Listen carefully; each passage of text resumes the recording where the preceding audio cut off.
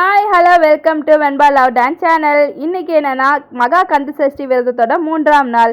இன்றைக்கி எப்பவும் போல் காலையில் பூஜை பண்ணதுக்கு எழுந்திரிச்சாச்சு. இந்த பூஜை பண்ண ஆரம்பிச்சிருந்து மனசுக்கு ரொம்ப ஹாப்பியாகவும் இருக்குது.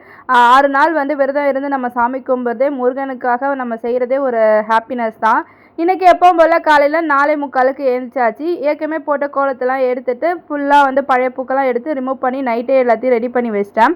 மார்னிங் எழுந்திரிச்சு குளிச்சுட்டு கோலம் போட்டுட்டு வாசலில் ஃபஸ்ட்டு விளக்கேற்றிட்டு அதுக்கப்புறம் பூஜை ரூமில் விளக்கேற்றலாங்கிற மாதிரி தான் பிளான் பண்ணியிருந்தேன்.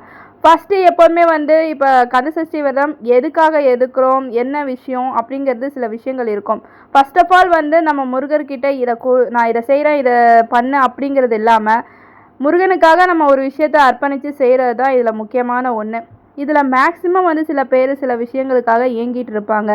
சில பேர் குழந்தை வர வேண்டி, கடன் பிரச்சனை தீரணும், குடும்பத்தில் சந்தோஷம் இருக்கணும், அவங்களுக்குன்னு ஒரு மனசில் இருக்க கஷ்டத்தை நீங்கிறதுக்காக தான் நம்ம கடவுள்கிட்ட மனசார ஏதாவது ஒரு விஷயத்தை வேண்டிக்குவோம். அது போல தான் இந்த மகா கந்தசஷ்டி விரதம் அப்போ நம்ம ஒரு விஷயத்தை நம்ம வேண்டிட்டு அந்த 6 நாளும் முருகனையே நினச்சி நம்ம விரதம் இருந்து எந்த ஒரு விஷயத்தை நம்ம நினச்சி இருக்கிறோமோ அந்த விஷயம் கண்டிப்பாக நிறைவேறுங்கிற நம்பிக்கை எல்லாருக்குமே உண்டு.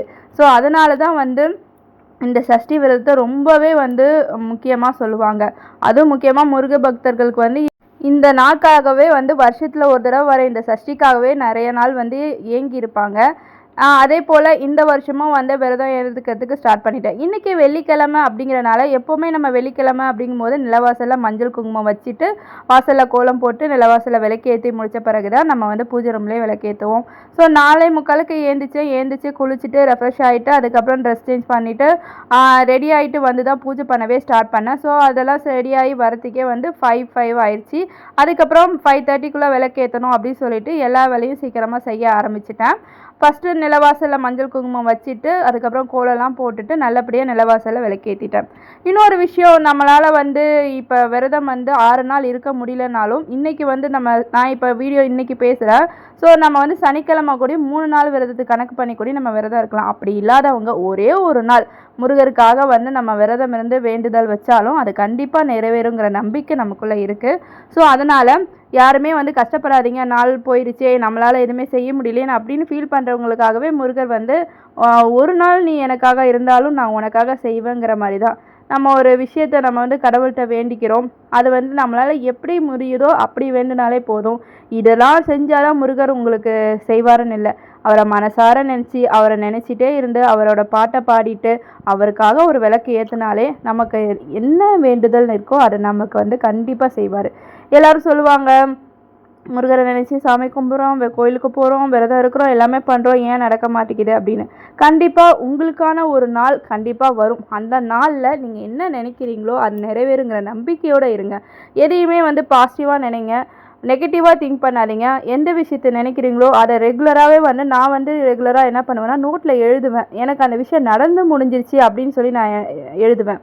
இப்போ சில பேருக்கு கடன் இருக்குது அப்படின்னா என் கடன் தீர வேண்டும் அப்படின்னு நீங்கள் எழுதக்கூடாது. என் கடன் எல்லாம் அடைந்து விட்டது அப்படின்னு தான் எழுதணும். ஸோ ஒரு விஷயம் முடிஞ்சிருச்சு, எனக்கு அது நடந்துருச்சு, எனக்காக முருகர் அதை செஞ்சிட்டாரு அப்படிங்கிற எண்ணத்தோட ஒரு விஷயத்த செய்யுங்க. வீடு வாங்கணும் அப்படின்னா வீடு வாங்கணும்னு எழுதக்கூடாது, வீடு வாங்கிட்டேன், அந்த வீட்டில் நான் சந்தோஷமாக இருக்கேன் அப்படின்னு நீங்கள் மனசில் அந்த பிரம்ம முகூர்த்த டைமில் நினச்சி வேண்டுதல் வைங்க. ஏன்னா நம்ம ஒரு விஷயம் நினச்சிக்கிட்டே இருக்கோம்னா அந்த டைமில் நம்ம நினைக்கும் போது, அந்த பிரம்ம முகூர்த்த டைமில் நினைக்கும் போது அது நமக்கு நிறைவேறுங்கிற நம்பிக்கை இருக்குது. அதனால தான் சொல்கிறேன், எதையுமே எனக்கு நடக்கலையே, எனக்கு இது நான் கஷ்டப்படுறேனே அப்படின்னு கடவுள்கிட்ட புலம்புறதோட என்னை நல்லா வச்சிருக்க முருகா, எனக்கு எல்லாமே நல்லதாகவே நடக்குது, இந்த வாழ்க்கையை கொடுத்தவங்களுக்கு ரொம்பவே நன்றி முருகா அப்படின்னு சொல்லி பாசிட்டிவாக நினைங்க. பாசிட்டிவாக நினச்சா அது ரொம்பவே நல்லது. பாசிட்டிவிட்டிக்கு ரொம்பவே ஒரு சக்தி இருக்குன்னே சொல்லுவாங்க. ஸோ எந்த ஒரு விஷயத்தையும் பாசிட்டிவாக நினச்சா அந்த விஷயம் நம்ம நடக்குங்கிற நம்பிக்கை இருக்குது. அதுதான் நான் ஃபாலோ பண்ணுவேன். நான் சாமியெல்லாம் கும்பிடும் போது எனக்கு இதை செய் முருகா, அதை செய் முருகா அப்படின்னு இருக்க மாட்டேன். நான் ரொம்ப சந்தோஷமாக இருக்கேன் முருகா, எனக்கு இந்த சந்தோஷமான வாழ்க்கையை கொடுத்ததுக்கு நன்றி முருகா அப்படின்னு சொல்லிட்டு என் கடன்லாம் அடைஞ்சிருச்சு, நான் ரொம்ப சந்தோஷமாக இருக்கேன், இப்படி தான் வேண்டுவேன்.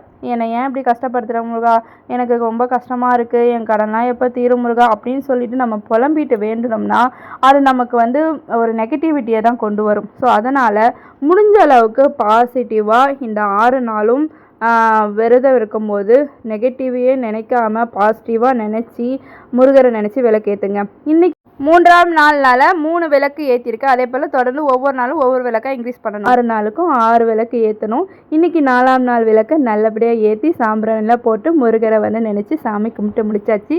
ரொம்பவே ஹாப்பியாக இருந்தது.